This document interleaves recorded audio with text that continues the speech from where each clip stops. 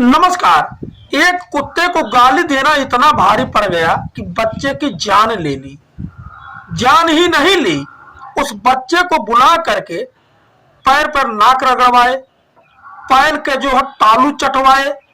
आप समझ सकते हैं यादवों पर अत्याचार का ये आलम है उत्तर प्रदेश में। हम बात कर रहे हैं उन्नाव की। घटना तो 4-5 दिन पुरानी है, लेकिन समाजवादी पार्टी के नेता आप वहां पर सक्रिय हुए हैं।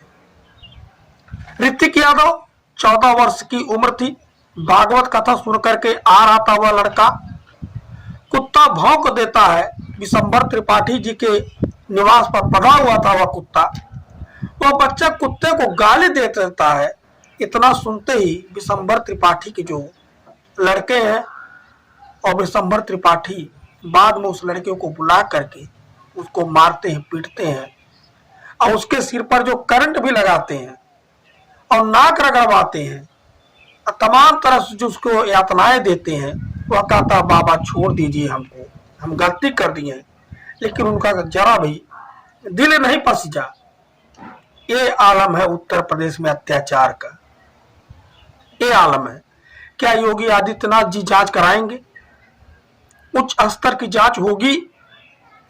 क्या इन लोगों घर पर बुलडोजर चलेगा? मैं मांग करता हूं इन लोगों घर पर बुलडोजर चले।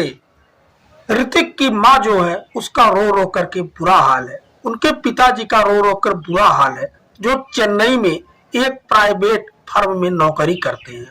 बेचारा अपना कैसे कैसे पेट पालते हैं।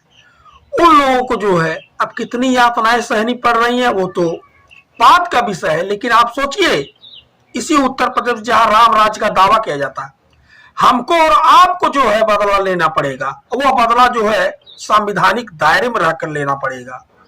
और वह संवैधानिक दायरा क्या है?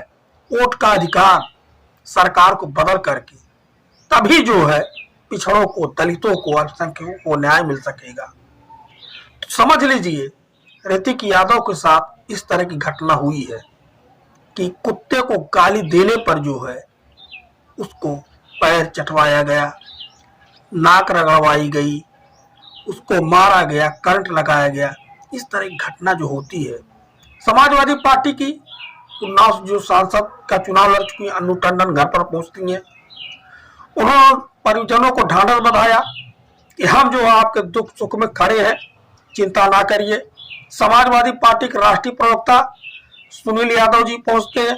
उन्होंने कहा कि हम समाजवादी पार्टी के राष्ट्रीय अध्यक्ष माननीय अखिलेश यादव जी तक बात किए हैं।